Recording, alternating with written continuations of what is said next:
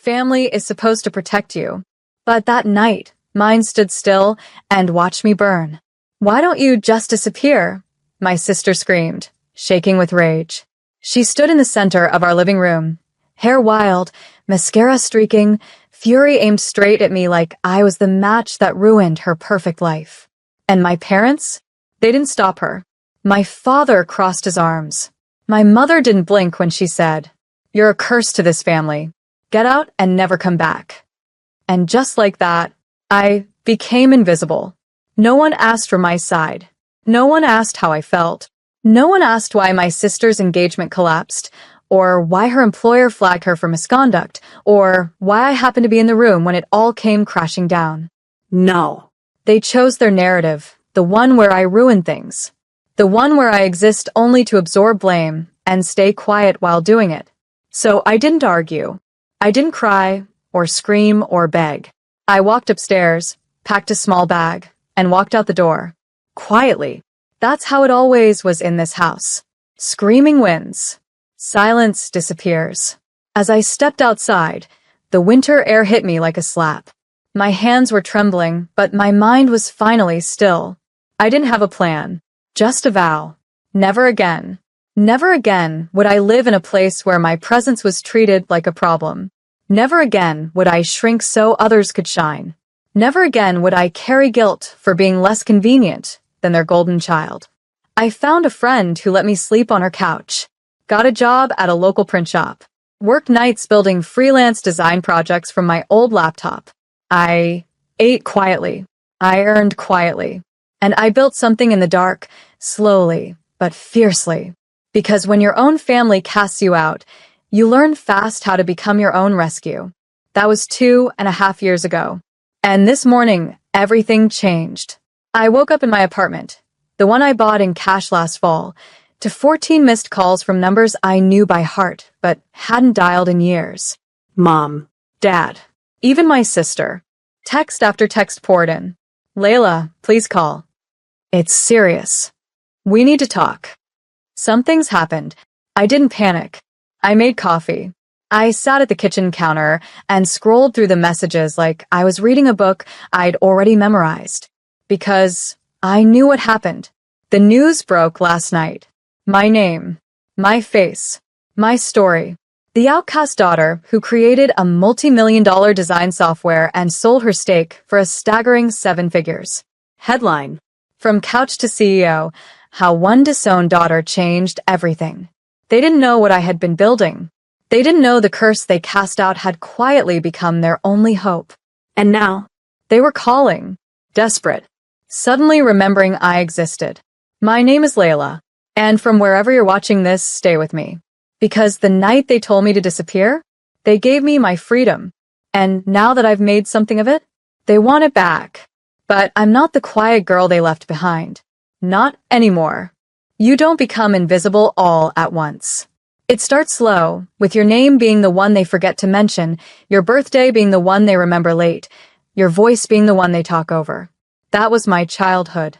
My sister, Alyssa, was the light, the performer, the achiever, the daughter with sparkle and tantrums and attention. I was the afterthought. I learned early how to make myself useful instead of loved. I cleaned without being asked, ate quickly and quietly, got straight A's, and didn't dare celebrate too loudly. When Alyssa got into cheerleading, she had custom uniforms and 2 private coaches. When I got into computer science, my father laughed and said, "That's not a career, that's a phase." My mother told relatives I was just trying to find myself. When Alyssa's boyfriend broke up with her in high school, the whole house dimmed in mourning. She stayed home for a week, got flowers, ice cream, therapy. When I failed my first math final from exhaustion and cried in my room, my mom opened the door just to say, "You're not falling apart over a test, are you? Be strong." That phrase, be strong. I started to hate it, because in my house, be strong meant suffer quietly so your sister doesn't have to feel uncomfortable. They poured into Alyssa, and I poured into silence. The gap grew with us. She got her first car at 17. I took the bus to work. She was late for every family dinner, and they waited. I came early, and they forgot I was there. But it wasn't just favoritism. It was deletion. They acted like Alyssa was the whole painting, and I was just the blank space around her. And the irony?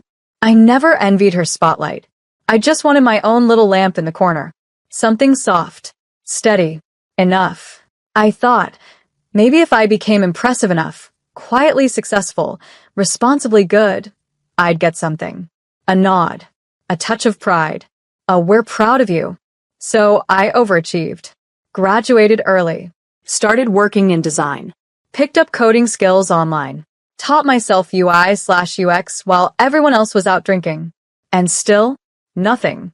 I became the family tech fix girl. Layla, can you help Dad with his email? Layla, can you fix the Wi-Fi?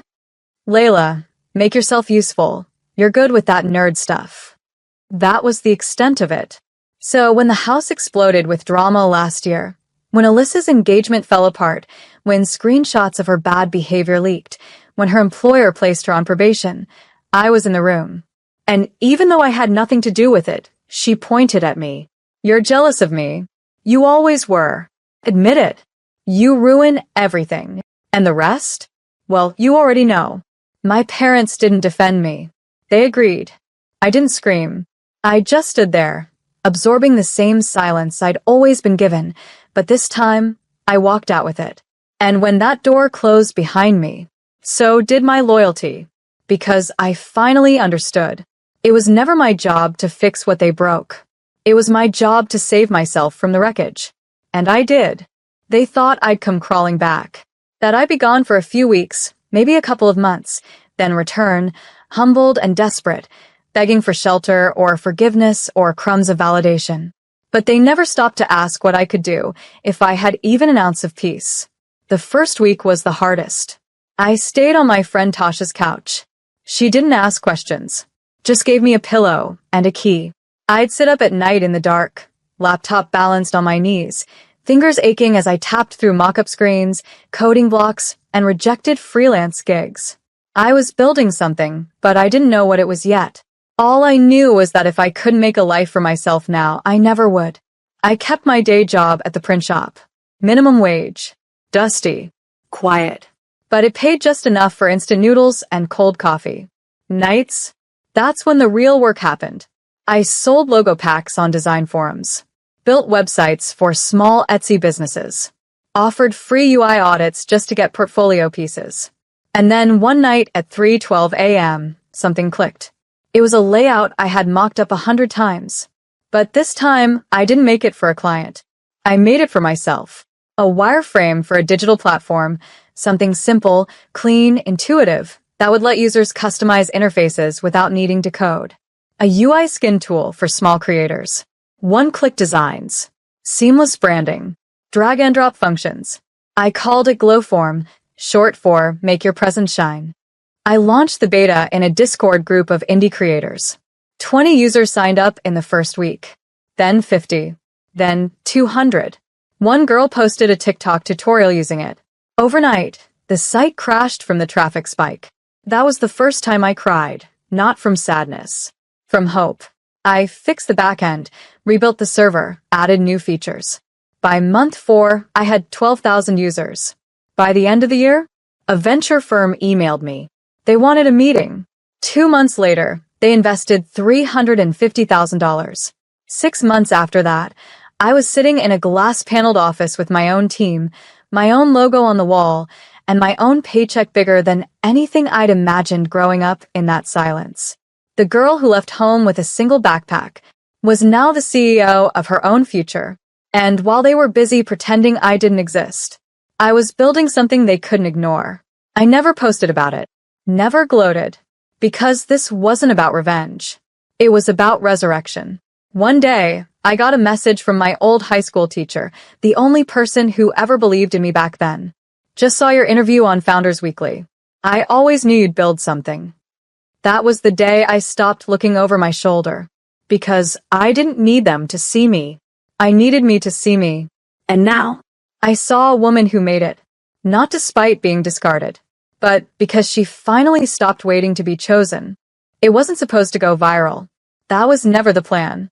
I built Glowform to help creators, not to be seen by millions, not to become a brand, not to end up on news feeds. But then the article dropped. The tech star you've never heard of, from disowned to disruptor. A journalist found my old Medium blog, the one I wrote anonymously back when I was still couch surfing and figuring out life. She reached out, curious about the woman behind the software quietly changing the face of UI design. I said yes to the interview, hesitantly. I didn't expect it to spread, but within days it did. Tech forums, business pages, even local news stations picked it up. Abandoned by her family at 24, Layla Monroe built a company now valued at over $12 million. Her family told her to disappear. Now, they can't scroll without seeing her face. I didn't name them. Didn't need to. The silence I left behind was doing all the work. By the time my face was trending on LinkedIn, they had to notice. And they did. I knew because the text started trickling in. At first, just from old classmates. OMG, is this you? Didn't your sister used to call you a ghost? LOL. Who's haunting who now? Then came the less amusing ones, anonymous numbers. Voicemails I didn't play. Calls I didn't answer. And then I saw it. My mother shared the article. She posted it on Facebook with a caption. So proud of my daughter. She's worked so hard. A true inspiration. My daughter. The same woman who called me a curse. Who told me to get out and never come back. Now pretending she raised me with love and Wi-Fi. Comments flooded in. Wow. She's yours? She's incredible. You must be such a proud mom. Where has she been hiding all these years? Hiding? I wasn't hiding. I was healing, building, becoming. And while she bathed in borrowed pride, the walls of their world started cracking. Because that same week, Alyssa lost her job. A whistleblower exposed misconduct. Screenshots leaked. The same fiery meltdown energy she used on me, she turned on a coworker, publicly. The video hit Twitter like a grenade. People weren't sympathetic. They started digging. Her old Golden Girl image collapsed in days. Brands unfollowed her. Sponsorships dropped. Her side hustle tanked. And while her fall spiraled, my platform soared. One of the investors who turned her down in college just emailed me to ask if I'd consider joining their board. I didn't accept, but I sent a note back. Thank you for recognizing something they never did. The silence that followed? Sweeter than any check. Because now the world saw me. Not the version they tried to hide, but the one I grew into when they let me go. And that fire they tried to put out? It was lighting up everything.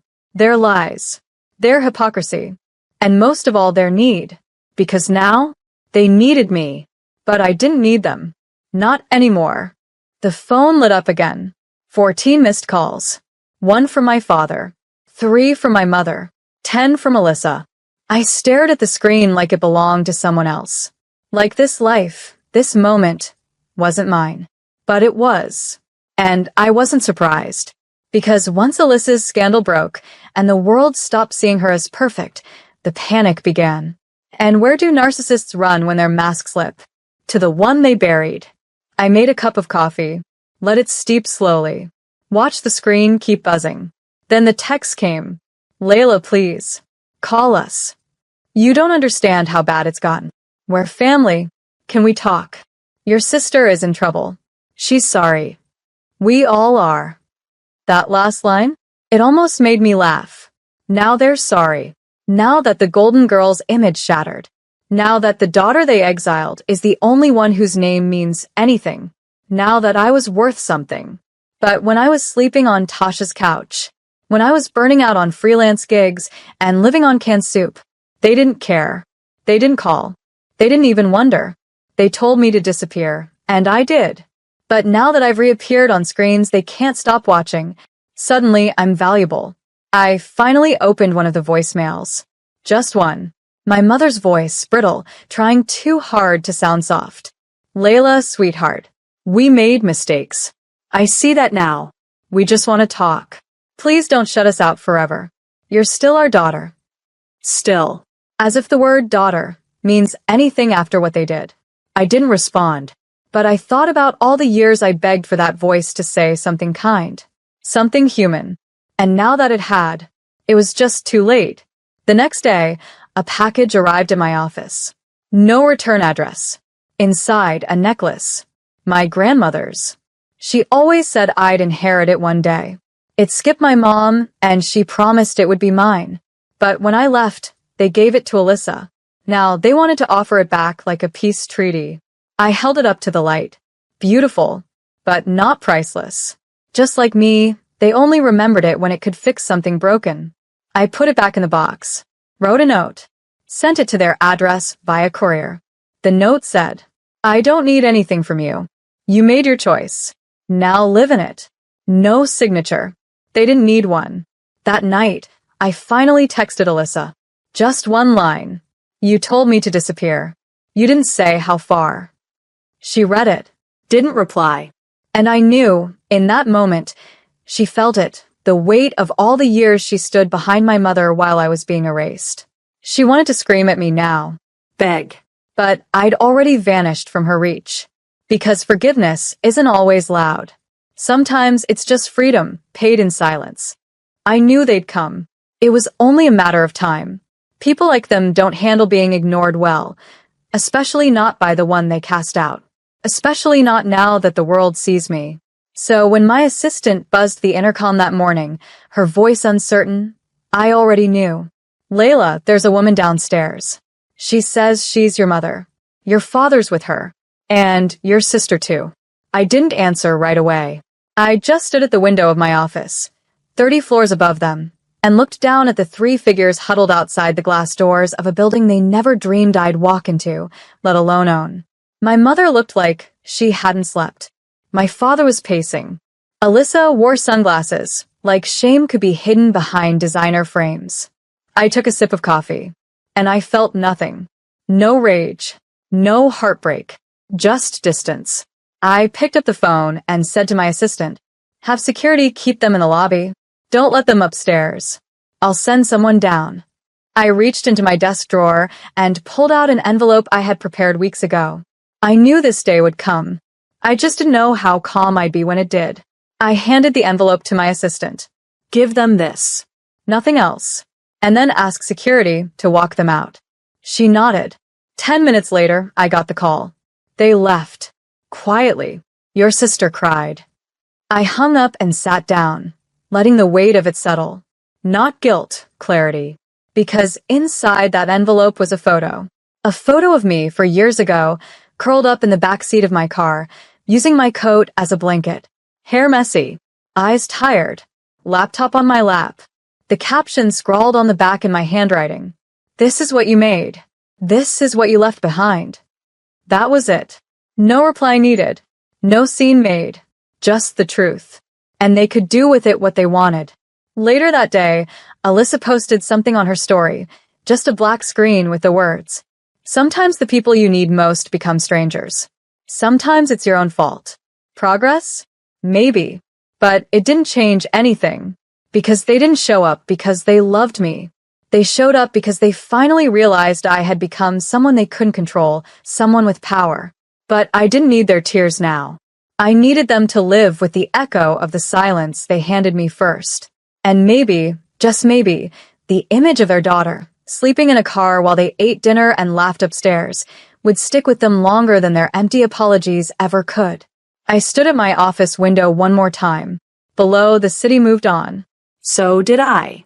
Because you can beg for forgiveness. You can knock on every door you once slammed shut. But eventually, the locks change. And the person on the other side doesn't need to open it anymore. They called me a curse. They blamed me for everything, from broken engagements to their own bitterness. They threw that word around like it was a permanent stain, like I'd be branded by it forever. But the funny thing about curses? They only work if you believe in them. And I stopped believing the moment I built my first prototype. Now, that curse is a crown. After the article went viral, the calls didn't stop from universities, women's groups, young developers, single moms, first-gen students, girls who had been pushed out of their homes and told to figure it out. They all saw themselves in me. Not the polished version with clean lines and a media feature, but the girl who slept in her car. the one who disappeared so she could finally become whole. So I launched something new, not a tech product, a foundation, Glow Forward, a startup fund, mentorship network, and safe housing initiative for young women who were cut off, cast out, or labeled a burden by their own families. We help them land on their feet, not just with lectures and checklists, but with real tools. Housing grants, laptop donations, therapy stipends, coding boot camp sponsorships. We built a network of shelters that partner with co-working spaces, a place to sleep, a place to build, a place to rise. And it's working. I watched one girl go from sleeping at a bus station to speaking on stage at a tech conference in under a year. Another coded her first mobile game and sold it. Another started a podcast, Cursed and Crowned. I cried when I heard the title, because it's not just my story anymore. It's ours. One night, I gave a TED Talk. Small venue, intimate crowd. I told the full story from the night I walked out to the moment my name landed on Forbes' top 30 founders to watch. I ended with this. They said I was a curse, but really I was just the mirror. And when they couldn't handle their own reflection, they tried to shatter me. The room went silent. Then it rose to its feet. Afterward, a woman came up to me, probably in her 50s, tears in her eyes. I was the Layla of my family, she said, but I never left. Thank you for showing me it's not too late to choose peace. I hugged her because I knew that ache, the ache of waiting for love from people who only hand you blame. But not anymore. I don't chase peace. I build it. And for the first time in my life, I belong somewhere. Not because they made space for me, but because I carved it out myself. With grace, with grit, with silence sharper than any scream I ever swallowed. 3 months ago, I bought a house. Not for me. I already had my own. This one was different. Brick, 2-story, old porch. Familiar. It was the house I grew up in. The one I was thrown out of. The one they called ours when I was paying half the bills and still eating shame at the table. After my parents fell behind on the mortgage, after their financial support systems dried up with my silence, the property went into pre-foreclosure. I bought it anonymously, through a shell company, paid in full. No signatures needed, but mine. They moved out last week. Alyssa posted about it. Sometimes life falls apart, but we rebuild. Still no mention of me. That's fine, because what they don't know is what the house is now. I remodeled it, not with marble counters or fancy floors. I turned it into a transitional home for girls who had nowhere to go. 6 bedrooms, a shared workspace in the garage, a garden where the shame used to sit. We renamed it the second door, because sometimes you have to close the first one hard before you ever find your place. Each room has a journal on the nightstand. The first page in every single one reads, "You are not their burden. You are not their failure. You are not their shame. You are the story they were too small to contain." This week, I visited to check on renovations. The paint was still drying in the hallway. A girl, maybe 17, peeked out of her room with a shy smile. She was holding the journal. She said, "Is this your story?" I nodded. She asked, "Do you ever miss them?" I paused. Not because I didn't know, but because I finally did. "I miss the idea of them," I said, "but not the people they really were." She smiled, like she understood too well. I left the house the day with sunlight on my face and nothing in my chest but peace. Because they thought I was a curse. But I was never their shame. I was their mirror. And when they saw their own cruelty reflected back, they couldn't stand it, so they smashed it. But here's the thing about breaking a mirror. It doesn't stop the reflection. It just sharpens it. And now, that reflection is everywhere. In the girls finding shelter. In the women building tech empires from living rooms. In the whispers of daughters who stopped begging to be chosen and chose themselves instead. I don't talk about them anymore. Not out of pain. Out of peace. Because I used to think I needed closure. What I really needed was distance. And I got it. Not by disappearing. By becoming undeniable. They called me a curse. But I was the truth they couldn't bury. And now, I walk freely through the door they told me to never come back through, not to prove anything, just to make room for the next girl who needs a place to rise.